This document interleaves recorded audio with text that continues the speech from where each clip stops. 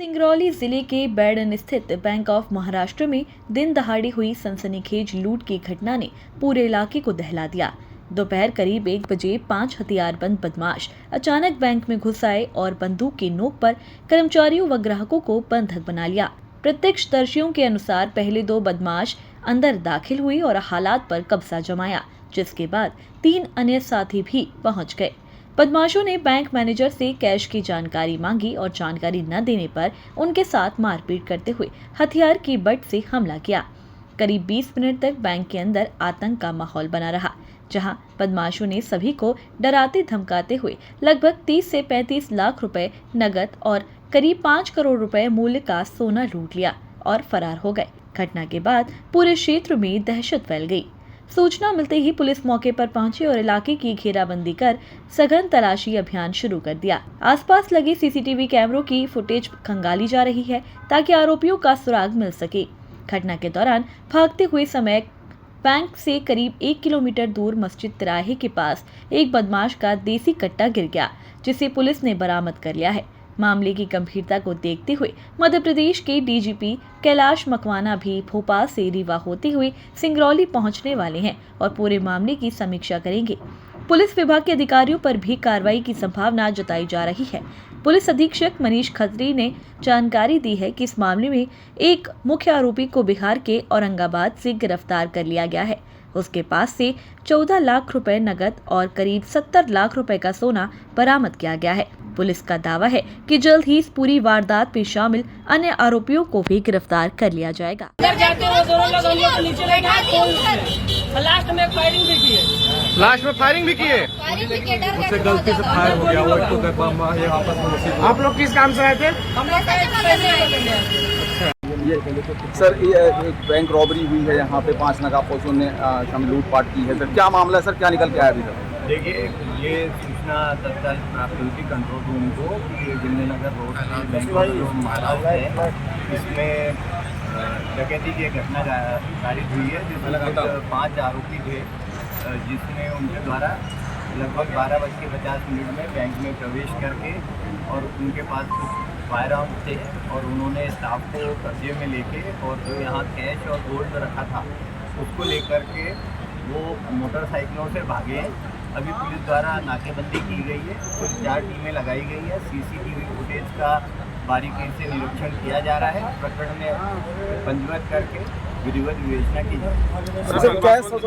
कितना कैश था? ये अभी जो बैंक के अधिकारियों ने बताया है कि कल का जो क्लोजिंग कैश था करीब 14.5 लाख रुपए था। आज का उनको अभी हिसाब लगा के बताएंगे और जो गोल्ड लोन का गोल्ड था वो भी है, उसका भी वो रिकॉर्ड चेक करके बताएंगे। तो उस आधार पे ये सुनिश्चित होगा कि जो मशरूका गया है। सर जैसे गार्ड वगैरह नहीं थे सर यहाँ पे कोई गार्ड नहीं था और यहाँ अंदर सर इसको सिक्योरिटी एक गोली चलाई गई जिसका अंदर काफ़ी मिला है। हमारी फिंगरप्रिंट टीम फॉरेंसिक टीम लगी हुई है और उसमें प्राथमिकता को लेकर शीघ्र खुला सकते। सर इसको एक तरह से सिक्योरिटी फेलियर नहीं माना जाए? देखिए, एक जो ग्राहक जो अपना क्रेडिट कार्ड बनवाने आए थे उनको जरूर गाल में मारा गया है और इसमें लगातार। सर ये बताया जा रहा था कि वो धमकी भी दे गए हैं मैडम को धमकी भी दे रहे थे, जो कि ये अभी उन्होंने बताया है। अभी वो स्पष्ट सभी कथन इत्यादि दे रहे हैं और स्पष्ट करेंगे। सर अज्ञात बदमाशों ने नकाबपोश भी नहीं पहना था, खुले में आए। एक जो व्यक्ति बताया गया है वो हेलमेट पहना हुआ था और अन्य के चेहरे खुले हुए, ऐसा जिले के बैडन कस्बे में जहाँ पर हम खड़े हुए हैं, बैंक ऑफ महाराष्ट्र में दोपहर करीब 12:50 से 1:10 के बीच करीब 20 मिनट के बीच में डकैती की घटना यहाँ पर हुई है, जिसमें 5 एक्यूज्ड थे और उसमें वेपन्स लिए हुए थे, वो कट्टे उनके पास में थे और बैंक के स्टाफ को और जो कस्टमर्स थे उनको डरा धमका करके उन्होंने बैठाया और फिर यहाँ से कैश और नगद जो गोल्ड लोन का रहता है कस्टमर्स का वो लेकर के यहाँ से वो भागे हैं। भागने के बाद में मोटरसाइकिल पे थे वो, बेसिकली 2 मोटरसाइकिल पे 5 एक्यूज्ड टोटल भागे हैं। भागने की दिशा उनकी छत्तीसगढ़ की तरफ इनिशियली ट्रैक हुई है।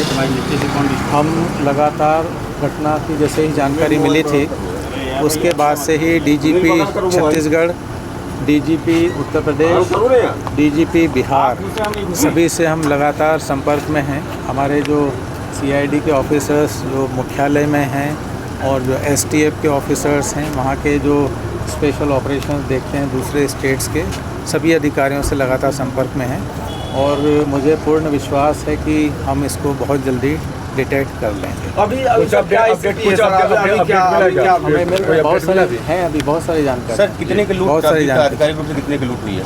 इसमें करीब 20 लाख के आसपास जो कैश गया है और करीब 6 से 7 किलो सोना, यानी कि करीब 5.25 करोड़ की यहाँ पर अभी जो एफआईआर में जो बताया गया है बैंक मैनेजर की ओर से जो एफआईआर रजिस्टर हुई है, करीब 5.25 करोड़ की इसमें थोड़ी बहुत सारी चूक मानते हैं क्या स्थानीय पुलिस की, और की बाकी चूक लग रही है?